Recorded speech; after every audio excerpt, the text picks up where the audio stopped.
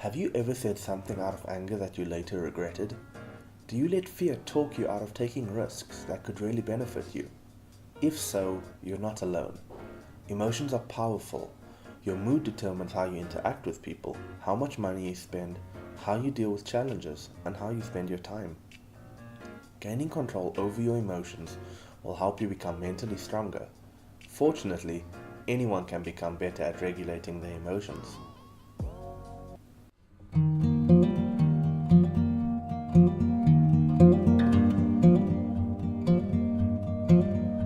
Hey guys, Seeking More here. Before we get into today's video, I just want to ask you to hit the subscribe button and the notification bell so that you can stay updated with every new video that I release. With that said, let's get straight into today's video. Managing your emotions isn't the same as suppressing them. Ignoring your sadness or pretending you don't feel pain won't make these emotions go away.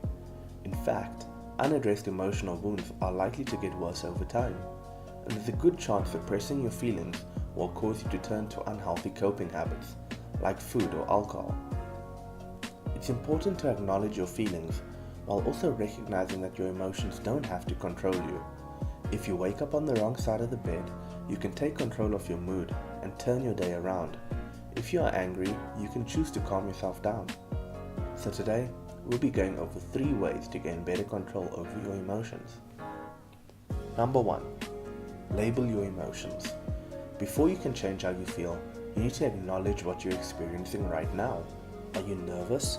Do you feel disappointed? Are you sad? Keep in mind that anger sometimes masks emotions that make you feel vulnerable, like shame or embarrassment. So pay close attention to what's really going on inside you. Put a name to these emotions. You may be feeling anxious, or you may feel a whole bunch of emotions at once, like anger, frustration, and impatience. Labeling how you feel can take a lot of the sting out of the emotion. It can also help you take careful note of how these feelings are likely to affect your decisions. Number 2. Reframe your thoughts. Your emotions affect the way you perceive events. If you're feeling anxious and you get an email from your boss saying that she wants to see you right away, you might assume you're going to get fired. If, however, you're feeling happy when you get that same email, your first thought may be that you're going to be promoted or congratulated on a job well done. Consider the emotional filter that you're looking at the world through. Then reframe your thoughts to develop a more realistic view.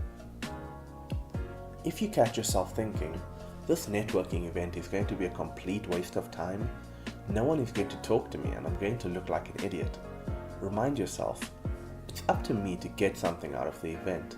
I'll introduce myself to new people and show interest in learning about them.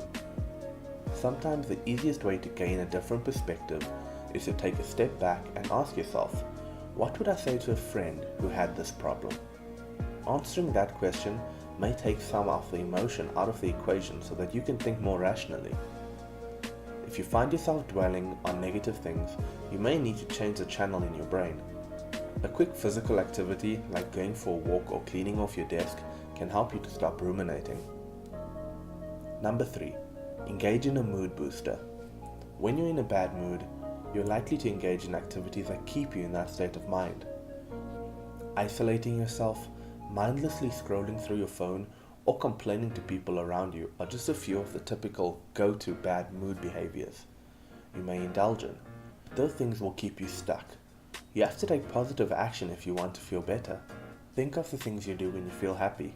Do those things when you're in a bad mood and you'll automatically start to feel better. For example, call a friend to talk about something pleasant, not to continue complaining. Or maybe go for a walk or listen to good music.